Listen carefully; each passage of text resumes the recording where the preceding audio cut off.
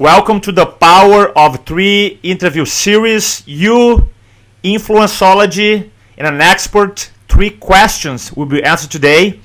3 action items for you to improve your business, and 3 resources for you to keep learning. Today, I have a very cool guy with a very cool topic. Welcome, everybody. Welcome, my buddy here, Roger Dooley. How's it going, Roger? Oh, it's doing great here, Roberto, and pleased to be part of this. I'm so happy that you're here today with us. And Roger is an expert in neuromarketing. As a matter of fact, he wrote this very cool book. I'm going to show the book here, called Brainfluence: 100 Ways to Persuade and Convince Consumers with Neuromarketing. What I love about his book is that it's 100 strategies for you to implement right away. Awesome book.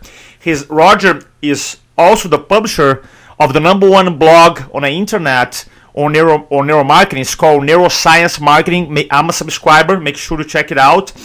And Roger does consulting for companies to help implement neuromarketing into their businesses. So basically they make more money and acquire more clients. So I'm really fired up to have this conversation here today. Now I have my questions ready for you, Roger. But before I ask you, can you define to us, to our listeners, what is neuromarketing? Well, I like to use a very broad definition, Roberto. I like to think that neuromarketing is any use of our understanding of how our brains work in improving our marketing, sales, and advertising.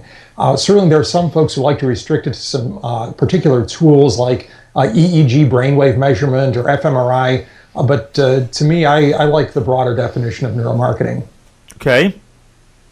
So the question #1 here, in our community, we have entrepreneurs, we have lawyers, coach, mortgage brokers, chiropractors, dentists, real estate agents, financial planners, CPAs, we have speakers. And why, when they're promoting their services, their products, why they should be thinking in terms of their customer's brain? Why is that important? Well, there's a simple rule of 95%, and neuroscientists vary on this, but basically 95% of our decision-making processes are considered to be subconscious. That is not our conscious rational evaluation of pluses and minuses and so on. When we're talking about features and benefits and things of that nature, pricing and so on, that's the sort of conscious part of the sales pitch, but that's really only hitting 5% of the customer's brain. And really what we want to do is craft marketing and sales pitches that appeal to much more than that and go to the emotions, to the subconscious, and so on. Wow, that is a crazy statistics, 95% unconscious. That's why sometimes a lot of the research people do in terms of like focus group or even interviewing clients, they tell you something and then you craft a product and it doesn't work. Is that correct? Because most of the decisions are unconscious and you don't know why you're buying. Is that fair? Yeah, that's definitely true. And that's the problem with focus groups and surveys and questionnaires and that sort of thing. People can't always answer why they do things. They can't really tell you what they're going to do, and they can try. And those types of tools are good for simple, factual questions like, did you eat breakfast this morning? You'll probably get a pretty good and accurate answer if you ask that type of question. But why do you like this particular beer? Why do you prefer this perfume? People will say, well, I like the way it tastes or I like the way it smells, but that's simply not accurate. That's not the real reason. There's probably a whole host of other reasons for those brand preferences. Okay. Now, the question #2 here, how is neuromarketing different than traditional ad psychology? Well, it's different and it isn't.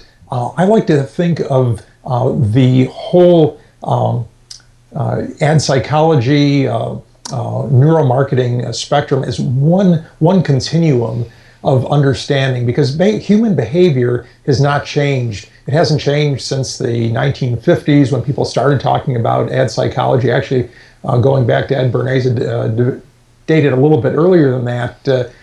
He was Freud's nephew and tried to employ some of Uncle Sigmund's tools in his PR and marketing efforts. But throughout all that time, basic human behavior remains unchanged. What has changed is our understanding of it. We've done a lot of behavioral psychological research since then. We've got great work being done by folks ranging from Bob Cialdini to Dan Ariely and many others.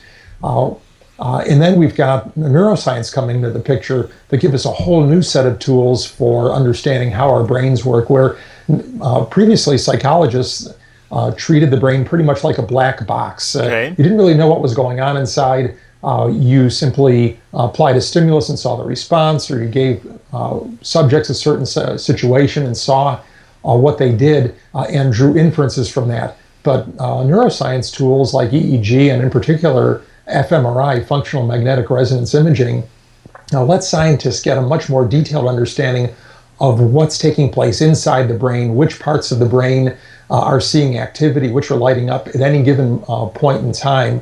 As a result, now you've got tools that let marketers analyze commercials practically frame by frame to see which parts are engaging the viewer's brain, which are producing an emotional response, and where they might be losing those viewers. And so that's a very powerful tool. But the fundamental aspect is that human behavior is still the same. It's all just a continuum of understanding. The better the tools get, the more we understand. I love it. So that leads to my question number 3, because now we're able to see how a customer is thinking as you're presenting information or ad or a line or a presentation. So the third question is this one: is it ethical to use brain-based marketing strategies? Because really you go inside people's minds to see how they think and then turn around and create products for that. Is that ethical? Well, I think that it can be and it should be. Clearly, any type of advertising or marketing technique has the potential to be unethical or the potential to be misused. You can make false claims in an advertisement. A salesperson can lie to the customer or make deliberate misstatements or conceal information.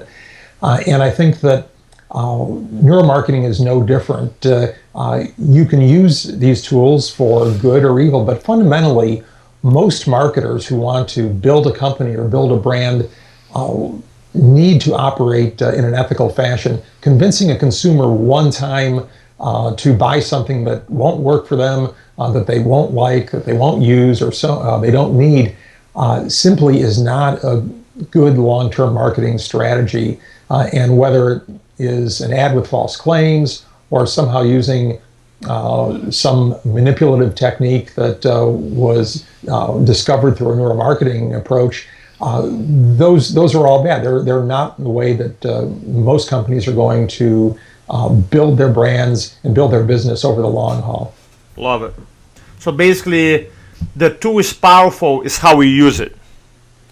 Well, exactly, and that's true. I mean, if you think about sales experts like Zig Ziglar, they will present 15 different ways to close a sale. Now, clearly, those techniques, which often reflect various aspects of human behavior, could be used in a manipulative fashion by an unethical salesperson.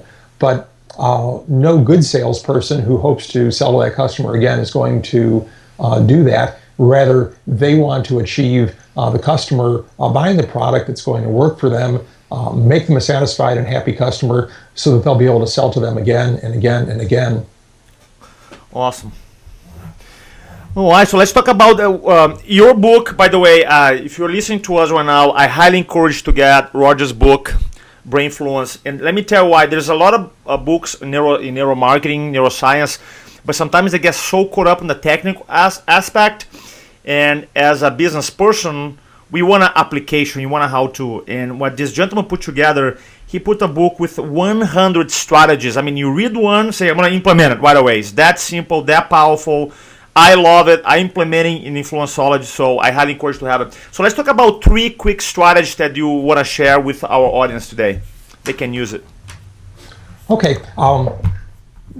There are a lot, but a few that I think people can relate to. One very simple one is the effect of currency symbols and currency pictures on people's behavior.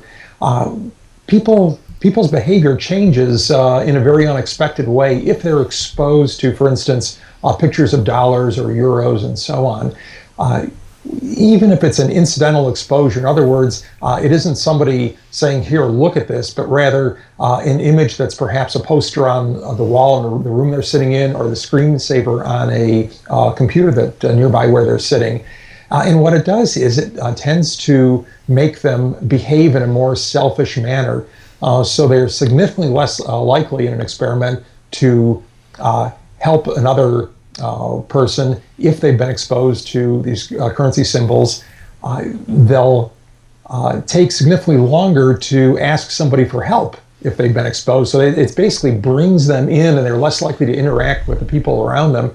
In fact, one test actually had subjects go into a room where they could adjust the position of their chairs, and they found that they sat significantly farther apart if they'd been primed with these currency symbols. So if you are, for instance, a charitable organization hoping for people to be generous, you certainly don't want to use images of currency in your marketing materials, because that'll have the opposite of the desired effect.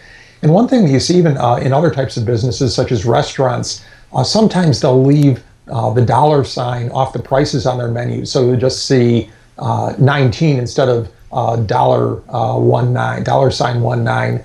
And that's probably an attempt to reduce the effect of that price triggering a response where the customer might not want to spend that money. It sort of takes it less out of the I'm spending money realm and puts it maybe just a little bit more in the theoretical realm. You know, it's amazing. After I read your book, the currency, because I remember, if I remember correctly, when you have in a menu the research dollar sign, let's say $20.00 or just 20 with no dollar sign and no 00, increase conversion or consumption by, I think, 8%. So then I drove around San Diego, and I went to this very large chain. They have a lot of money here. And I looked at the menu on purpose, and there's right there, no dollar sign, just a number. And then I crossed the street. I went to this mom and pop coffee shop, and there is a dollar sign, right, and the whole thing. So a lot of people, savvy marketers, they're studying that. So I can see how that can increase results. So what's the strategy for our listeners? What's the second strategy? Well, another really important strategy, and this is applicable to businesses of any size, and it can apply either in print or on the web or even in signage in some kind of an establishment where people visit in person. And that is the effect of type fonts or typefaces on how people perceive what they're reading. And a fascinating experiment was conducted by some folks in Minnesota. They had people read 2 sentences describing an exercise program. It's a very simple little thing.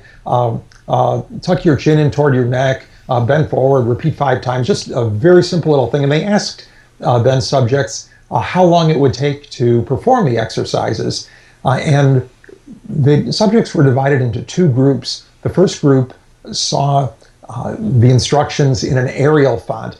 That's a very simple font. You see it used a lot on the web. It's similar to Helvetica that has a long history in print. No serifs, just a very simple, plain font. And then the second group saw the exact same tests, same words, same size, same everything, presented in a brushy font. And this is sort of a bold font that looked more brush-drawn. Still very readable, but looked a little bit denser and a little bit harder to read than the Arial font. And amazingly, the people that saw the description of the exercise in the simple font estimated that it would take about 8 minutes, where the folks that saw it in the brushy font estimated about 15 minutes, nearly twice as long. Wow. So, and again, the text was the same, the exercises were the same. So the moral of that story is, if you want your customers to do something, say fill out a form on your website, by all means put those instructions in the simplest font possible, and keep them short too, of course, because people will associate the effort required with the activity with how long it takes them to read it. So keeping it simple will make the whole process seem simpler to the customer. I love that because a lot of times you wanna make sure our marketing stands out. So you come up with all these graphics and fonts, but at the same time though, it's hurting your business. I mean, according to the research, it took almost twice as much to read the instructions. So sometimes people can go to the website like, well, I don't want to read that unconsciously. Fascinating stuff. I love it. Thank you for sharing that one. And the third one? Well, the last one goes back to pricing again, and our original discussion of prices and decimals and price symbols and whatnot. And this is a little bit different take. Scientists have found that people tend to store prices as if they had pronounced the actual numbers in their brain. In other words, they tend to store them as auditory information, even if they're just, say, reading them on a screen or reading them on a piece of paper.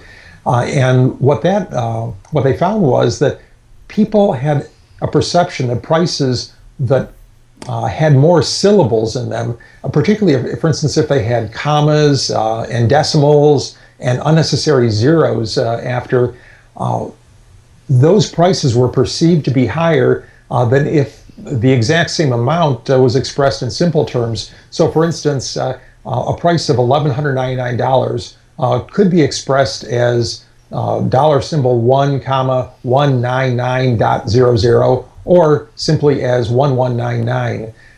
And even though they're the exact same amount on your credit card, the second would seem to be lower to the reader or viewer. So in general, it's best to keep the price, the way you express the price, as simple as possible, imagining that people were reading it out loud. Now, there is one exception or caveat to that rule.